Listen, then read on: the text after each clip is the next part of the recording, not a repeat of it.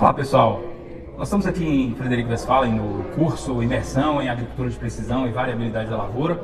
Um dos palestrantes aqui do curso é o professor Thales Checker, que está ministrando um dos módulos do curso, falando sobre a tomada de decisão. É isso, professor? O momento de tomada de decisão. Exatamente. Queria que você contasse um pouco sobre essa sua trajetória aí. Bom, acho que tudo que envolve a dinâmica de nutrientes e fertilidade do solo tem um ponto crítico que é a tomada de decisão. A tomada de decisão tem que ser baseada nas informações de qualidade. Quanto mais informação a gente tiver, logicamente, mais assertivo a gente pode ser. Só que essa informação ela tem que ter algum sentido. Quem dá esse sentido para a informação somos nós, né? Os nossos engenheiros agrônomos, tomadores de decisão. Sim. A gente tem um mundo aí que está evoluindo para cada vez ter mais informação em quantidade, não necessariamente em qualidade. E nós temos que, de alguma forma, né, utilizar isso para tomar a decisão certa.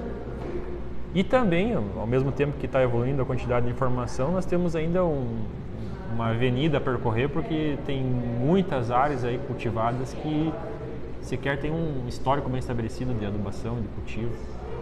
É uma informação muito incipiente para tomar a decisão correta. E aí, a gente precisa de alguma forma gerar informação de qualidade num curto período de prazo. Quando nós fizemos uma analogia, quando a gente estava falando no curso, né? Quando há algum problema, alguma pane no avião, onde é que a gente socorre? Né? Caixa preta. A caixa preta. E acho que a caixa preta de todo o sistema agrícola é o solo. A informação está lá, ela é a memória do nosso sistema agrícola. Tudo aquilo que a gente fez, de certo, de errado, o solo mostra.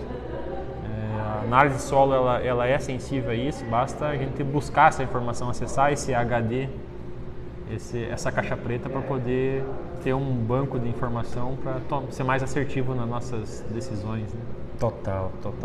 Professor, você abordou dois temas um tanto quanto polêmicos e quebrando alguns paradigmas aqui com todos esses profissionais que estamos reunidos aqui.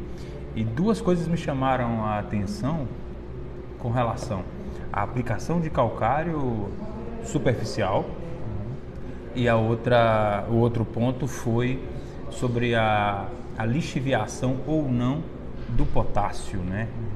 São dois trabalhos que você fez, que você desenvolveu ao longo dos anos. Você é doutor em solos, é isso? Isso, exato. Então, existe muita preocupação com a aplicação superficial de calcário, que isso pode causar algum efeito deletério, né? Aumento demasiado do pH, isso vai afetar a disponibilidade de alguns micronutrientes catiônicos e tudo mais.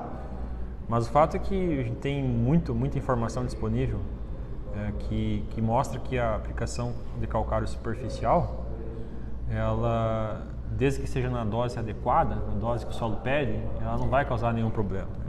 Então, se o solo ele necessita, ele tem uma quantidade de acidez, ele é capaz de lidar com a quantidade de calcário de base que nós estamos adicionando. Mesmo se esse solo tiver uma necessidade de, eu não vou dizer de alta dose, né? Porque você já explicou que não existe alta dose. Se a recomendação manda você aplicar 6 toneladas, essas 6 toneladas não significa que isso é uma dose alta, é isso? Exatamente, é a dose que ele precisa para você chegar no pH desejado. Então, a superdosagem ela só vai existir se você fez um diagnóstico que não foi bom. Ou se você aplicar mais do que a análise pede, né? Com a dose recomendada, a gente não teria nenhum problema. A questão toda da aplicação de uma vez só, de uma dose considerada elevada, né, seria o problema de perda por escoamento. Então, muitas vezes a gente tem aí recomendação técnica de não aplicar uma dose de calcário muito elevada, mas no fundo não é para evitar algum problema de alcalinização do solo ou aumento do pH excessivo. É mais uma questão de operacional, porque se você aplicar um produto em superfície e tiver probabilidade de perda, principalmente se tiver declive, né? Se o relevo, você vai estar perdendo esse produto. E aí outra questionamento a gente vai abordar aqui um pouco mais para frente aí no curso até, que é o modo de aplicação corporado e lanço. Então tem condições que o solo, que é a aplicação superficial, ela se manifesta em profundidade, tem condições que não. A gente precisa ter condição um solo com qualidade biológica, com rotação de cultura, com bastante aporte de resíduo para que a aplicação superficial seja efetiva, no máximo em profundidade. E muitas vezes eu vou mostrar alguns casos aí, uma limitação química muito grande em profundidade, ainda associado com algum impedimento físico, que às vezes seria mais eficiente recomeçar, né? Dar um restart no sistema a partir de uma incorporação de calcário. A lixiviação de potássio é outro tema que a gente abordou aí, que a gente conversa bastante, ouve muito, é um tema bastante polêmico e controverso. Até porque existe, na verdade, um problema antes que a gente estava discutindo, que é o quase conceitual. Atribuem muito a lixiviação do potássio, o pobre do potássio sempre lixivia, mas na verdade as maiores perdas que a gente tem vários dados publicados pelas universidades, a própria Embrapa mostrando que a maior perda não está por lixiviação, é o escoamento superficial. Então nós precisamos alinhar esses conceitos. Exato. O que é escoamento, o que é lixiviação, para a gente não confundir essas duas coisas. Exato. Lixiviação é quando o elemento ele movimenta dentro do perfil do solo, verticalmente, até uma zona, uma profundidade onde a raiz não consegue mais absorver. Passa a zona de absorção radicular. Inclusive isso seria até relativo, né? Se uma raiz tem um sistema radicular uma planta que tem um sistema radicular maior, a lixiviação vai ser mais difícil do que uma planta que tem um sistema radicular mais superficial. Sim. Aí o escoamento superficial, que é quando a água da enxurrada, a água que não infiltra, ela escoa superficialmente. Leva embora. Isso não é lixiviação. Apesar de que é um componente de perda, e é o maior componente de perda, dependendo do manejo, você pode ter sistemas aí com sistema de plantio de semeadura morro acima, morro abaixo, um sistema com sucessão de culturas, tu vai ter perdas aí de potássio equivalentes às vezes a 70% do potássio aplicado. Por escoamento, não por lixiviação.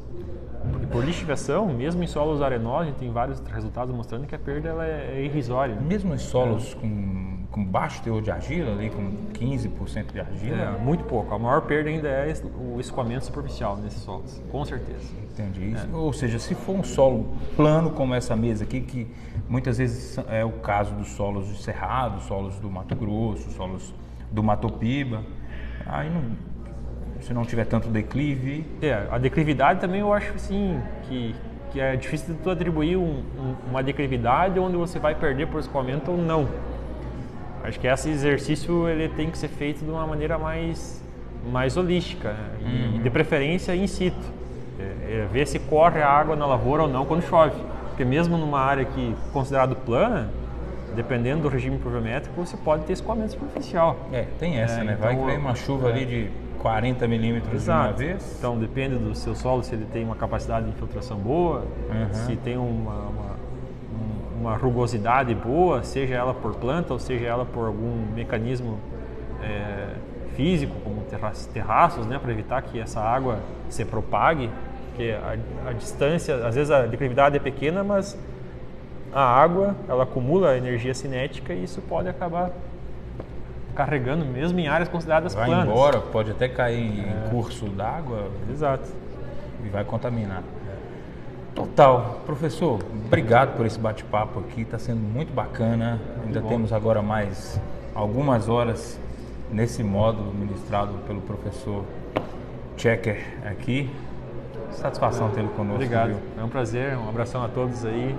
Espero que tenha contribuído de alguma forma nessa discussão aí. Com certeza. Que conselho você deixaria para essa galera que está se formando agora em agronomia e está buscando o seu lugar ao sol profissionalmente?